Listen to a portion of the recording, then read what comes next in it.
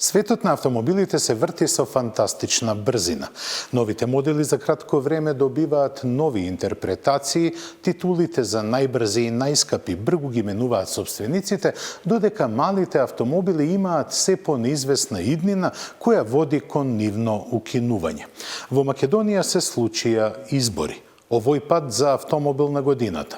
Во шареноликата конкуренција финализираа 5 модели, од кои Ford Focus стана автомобил на годината во Македонија.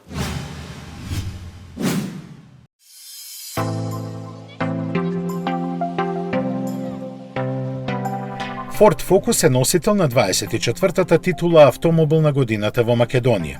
Тој ја освои во конкуренција на 5 финалисти кои од страна на националното жири беа избрани меѓу моделите пристигнати лани на нашиот пазар. Согласно правилникот за работа и критериумите на изборот, жирито на Focus му додели 69 бода. 2 помалку имаше Citroen C5 Aircross, кој го доби признанието спортско корисно возило на годината во Македонија. На третото место со 66 бода се најде Kia Ceed, а останатите финалисти Volvo XC40 и Opel Grandland X освоија 54, односно 44 бода. Во чест на доајенот на македонското автомобилско новинарство, жирито повтор пат го додели признанието Томислав Билјарац. Наградата, која се доделува за посебни придонеси и резултати во сферата на автомобилската бранша во Македонија, ја доби Стероли Бураку. После Мондео во 2015-та, ова е втора титула автомобил на годината во Македонија за Ford. Најуспешни во досегашните избори со по 3 освоени титули се Opel, Škoda, Seat и Kia.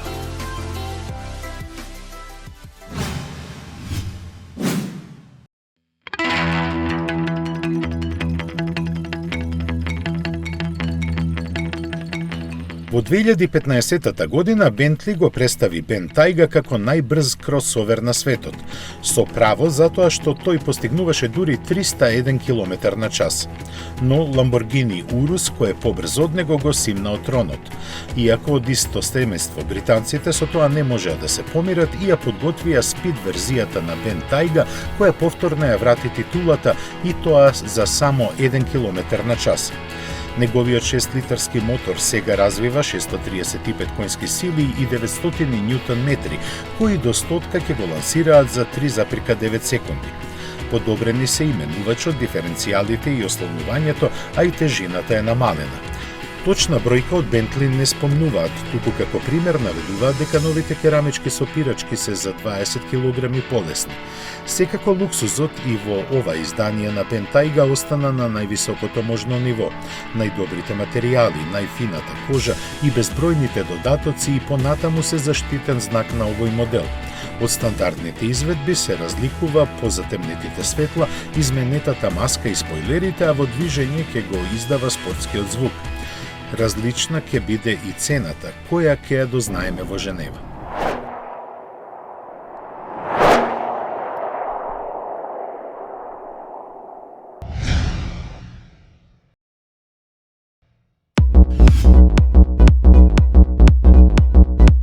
Пред точно 30 години прототипот на NSX го здогледа светлото на денот.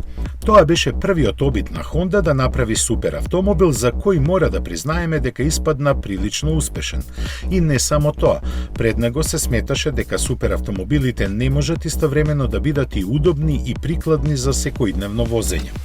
Но инженерите на Honda не се согласуваат со тоа и со NSX успеа да го подигнат стандардот за сите производители на екзотични автомобили.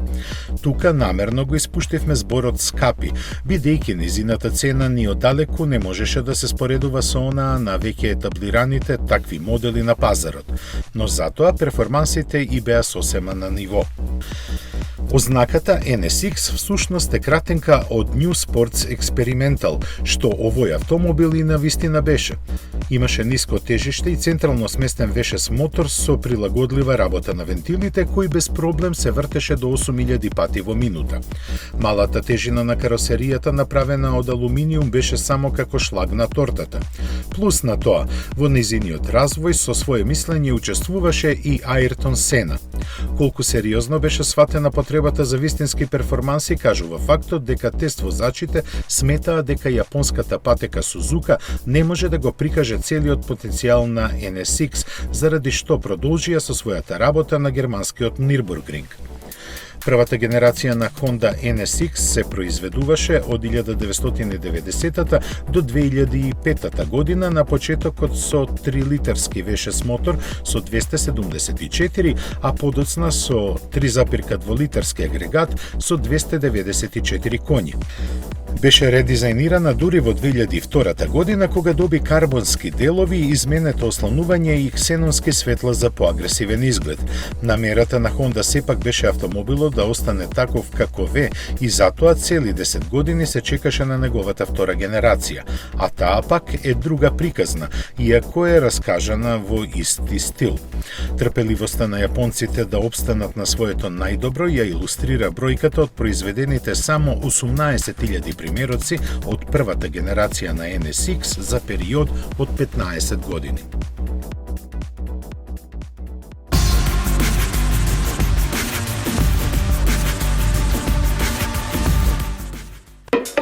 И сега, автоматски менувач, 136 конски сили, самостојно паркирање, систем со кој можете да зборувате со вашиот автомобил и многу повеќе. Си за 29.990 евра. Новата А-класа. Моја е. Немав време да те видам од сите страни. Немав време да размислувам, ни да те спојувам со никој друг, освен со себе, во првиот миг. Ти ме освои. Затоа што првиот впечаток е најважен. Новиот Kia Ceed Vision за 13.990 евра. Kia Motors, Македонија.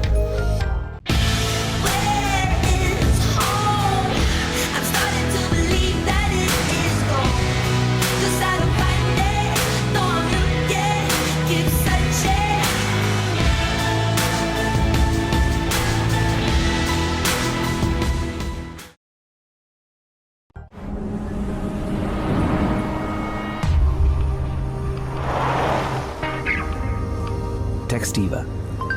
I miss you. Send.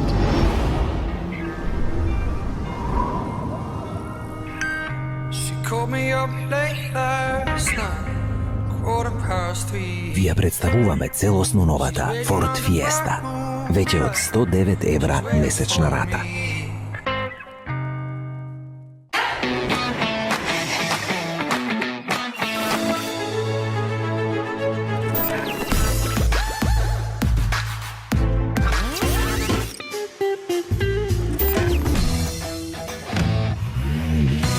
Едноставно до нов автомобил со Шпарка се лизинг.